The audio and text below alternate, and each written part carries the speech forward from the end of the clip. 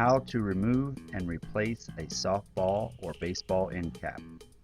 When I searched Google on how to replace a bat end cap, I got some interesting queries. The first one was from eHow, how to remove a bat end cap. It started off by saying to use a screwdriver and a rubber mallet to get the cap off. This almost made me stop reading. A screwdriver will not remove a cap effectively, and it will most likely cause damage to the cap. The number 2 top search was how to remove an end cap on a softball bat. That came from Healthy Living. This one you will have to use boiling water, and if that doesn't work, a blowtorch. Yes, you read that right, a blowtorch. Now I'm going to go over the removal of an end cap. The removal part is something that is a secret among bat shavers, as it takes a lot of trial and error to come up with processes that work. Some bat shavers on the internet still have not mastered this art, and they rely on subpar work and aftermarket caps to remove and replace end caps.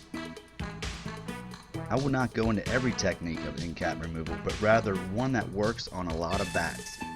Only problem is you'll need a bat rolling machine or electric or manual. Step 1. Place the bat in the bat roller as pictured below. Step 2. Apply pressure to the bat. Pressure will vary. Start off at half pressure and work your way up. The end cap area can be a bit more delicate, so you need to be careful and patient. Step 3. As you turn the bat rolling machine, the goal is to get the end cap to creep out about a 1/16 to an 1/8 of an inch. Step 4. Once the end cap creeps out, adjust the bat so the rollers are about 1.5 inches behind the end cap, or about a 1/2 inch, as opposed to right up close to it as pictured in step 1. Step 5. Again, roll the bat slowly, adding pressure with patience. Some bats may crack while rolling, but that sound will be the hard brittle epoxy some bat manufacturers use. It is also could be the bat composite or laminate is breaking. In that case, your bat has big problems. This scenario is where a bat shaver can professionally help in the removal. This process will not work for every bat, but quite a few models. If you have the time, money, and patience, you can learn to effectively remove end caps, but there is not going to be an easy instruction manual because there are so many variables and techniques for specific bats. Next, replacement of an end cap. Replacement is a little easier. The most important thing is to clean the area for a solid bond. Step 1. Use a Dremel with a sanding drum to clean the excess epoxy from the cap and the barrel of the bat. You can also use sandpaper or a file. Step 2.